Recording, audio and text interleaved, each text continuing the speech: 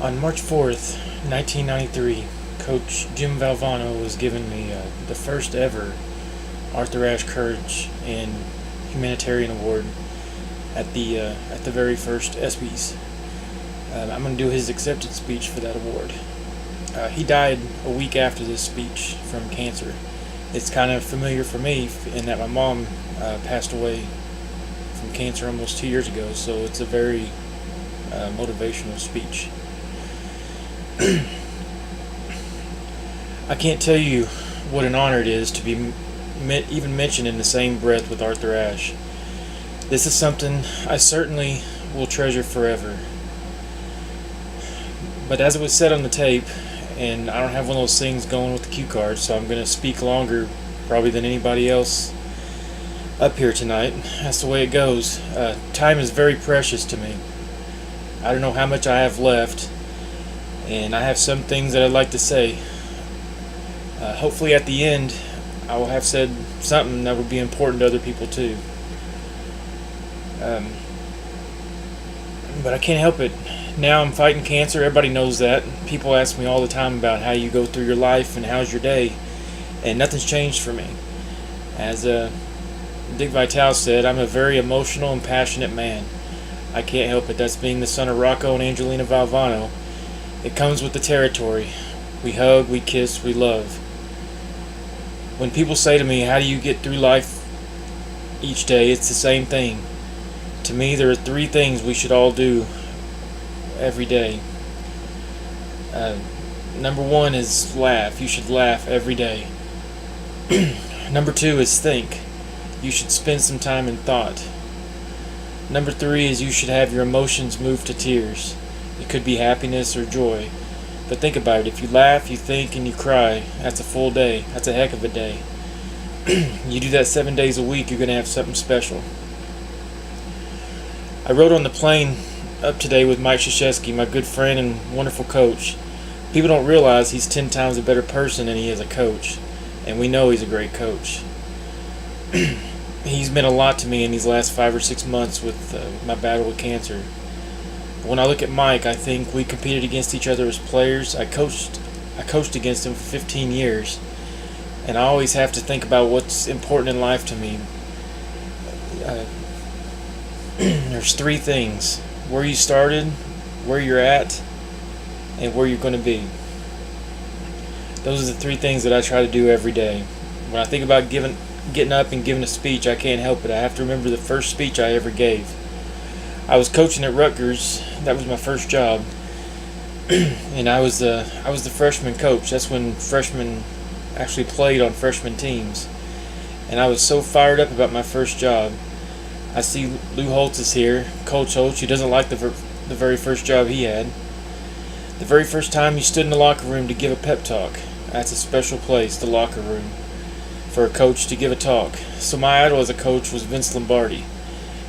And I read this book called Commitment to Excellence. And in the book, Lombardi talked about the first time he spoke before his Green Bay Packers team in the locker room. And they were perennial losers. I'm reading this, and Lombardi said he was thinking, should it be a long talk or a short talk? But he wanted it to be emotional, so it would be brief. So here's what I did. Normally you get in the locker room, 25 minutes, a half hour before the team takes the field. You do your little X's and O's, and then he gives a great Newt Rockne talk. We all do. Speech number 84. You pull them out, you get ready, you get your squad ready. Well, this is the first one I ever gave, and I read this thing. Lombardi, what he said was he didn't go in, he waited. His team wondering, where is he? Where is this great coach? He's not there. 10 minutes, he's still not there. 3 minutes before they could take the field, Lombardi comes in, bangs the door open, and I think you all remember what great presence he had. Great presence. He walked in, and he walked back and forth. Just walked, staring at the players. He said, all eyes on me. I'm reading this in this book. I'm getting this picture of Lombardi before his first game. And he said, gentlemen, we will be successful this year if you can focus on three things, and three things only: your family, your religion, and the Green Bay Packers. They knocked the walls down, and the rest was history. I said, that's beautiful. I'm going to do that.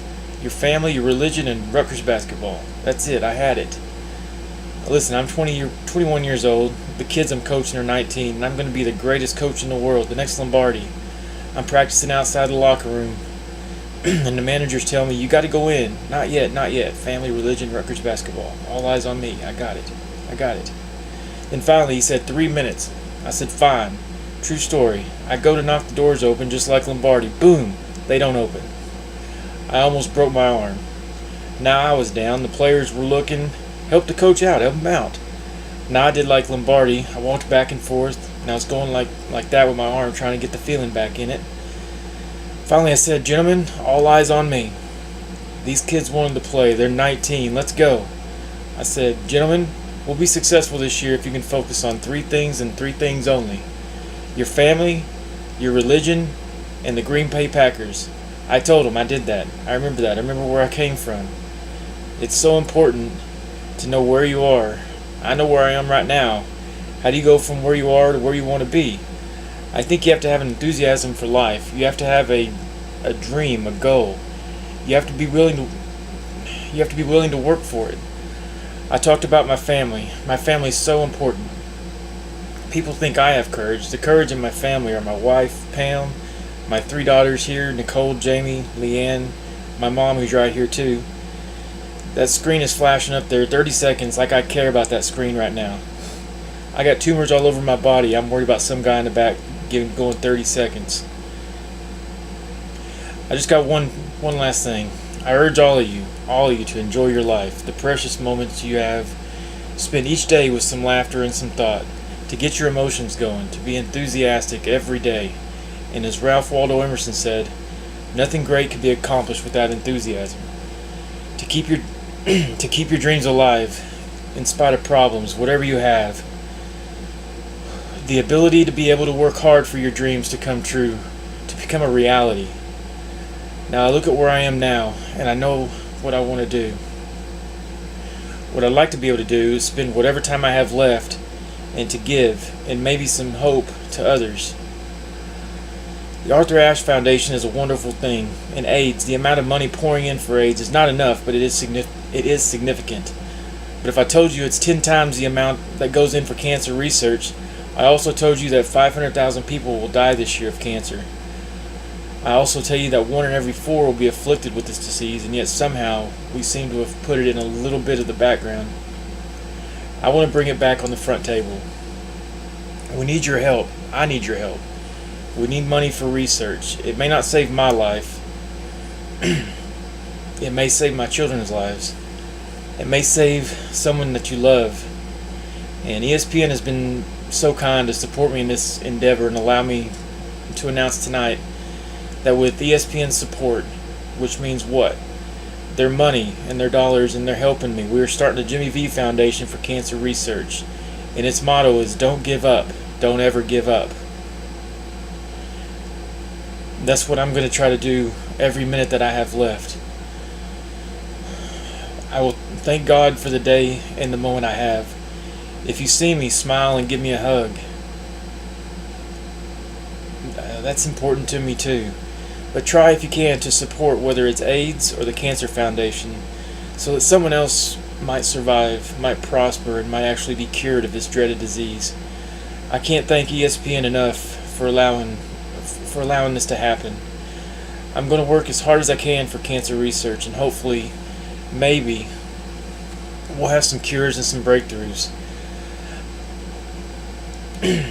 I'd like to think I'm going to fight my brains out to be back here again next year for the Arthur Ashe recipient. I want to give it next year. I know, I gotta go. And I got one last thing, and I said it before, and I want to say it again. Cancer can take away all my physical abilities, but it cannot touch my mind, it cannot touch my heart, and it cannot touch my soul. And those 3 things are going to carry on forever. I thank you, and God bless you all.